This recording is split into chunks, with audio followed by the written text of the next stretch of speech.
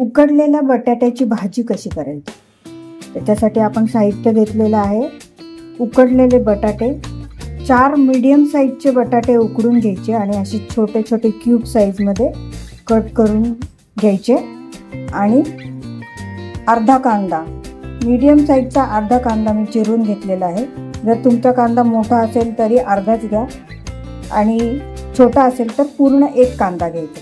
3 हिरव्या मिरच्या, लसणाच्या 4-5 पाकळ्या आणि कोथिंबीर ह्याचं हे असं वाटण करून घेतलेलं आहे मी.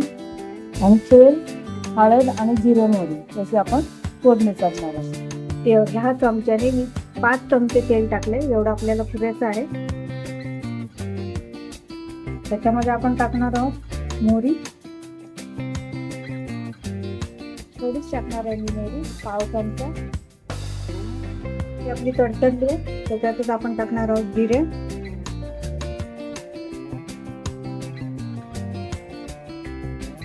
बटाट्याच्या भाजीला थोडं जिरे जास्त घातलं तरी चालतं. आणि आता याच्यात घालणार आहे मी आपला कांदा.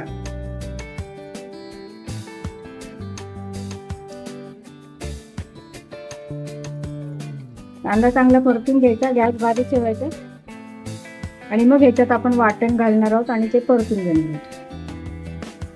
बघा कांदा आपला परतलाय. आता आपण ह्याच्यामध्ये हे वाटण जे केलं होतं ते वाटण आता आपण ह्याच्यात टाकणार आहोत. एवढं वाटण झालं. 3 मिरच्या आणि 4-5 लसूण पाकळ्या आणि कोथिंबीरीचं.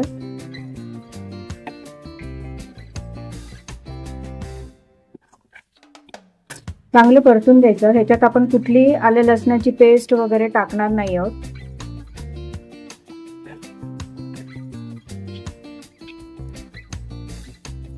तेलात चांगलं परतून घ्यायचं. लसूण चांगला परतला गेला पाहिजे, मिरची चांगली परतली गेली पाहिजे, नाहीतर त्याची ती कच्चट चव लागते. चांगली परतली की छान खरपूस अशी चव लागते.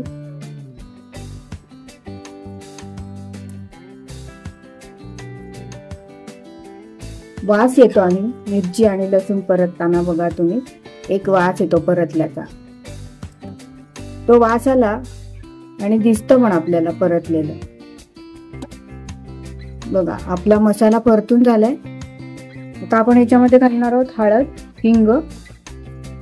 हिंग चिमूटभर घालायचं. हे बादशहाचं हिंग मी घालतेय. चिमूटभरच घालायचं, हिंग जास्त नाही घालायचं. हळद पण 1/2 चमचा किंवा थोडीशी 1/2 चमच्याला थोडीशी जास्त घेतली तर चालते, म्हणजे भाजीला रंग चांगला येतो.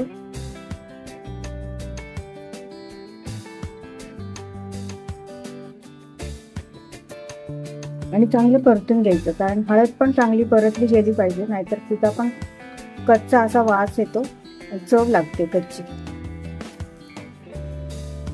हळद पण चांगली परतून घ्यायची. हिंग, हळद चांगलं परतलं पाहिजे.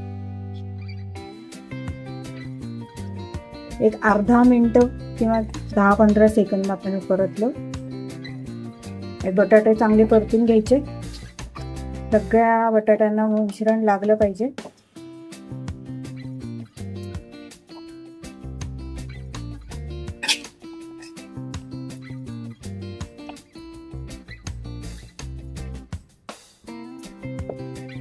शकता तुकडे छान लागतात असा बटाटा.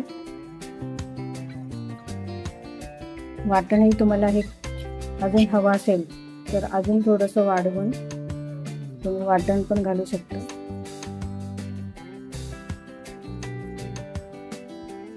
आता याच्यात आपण मीठ टाकणार आहोत. चवीपुरतं मीठ टाकायचं, सगळ्या बटाट्यांना लागलं पाहिजे. हे बघा 1 चमचा मीठ टाकून चांगलं परतून घ्यायचं आणि 1-2 वाफ आणायची.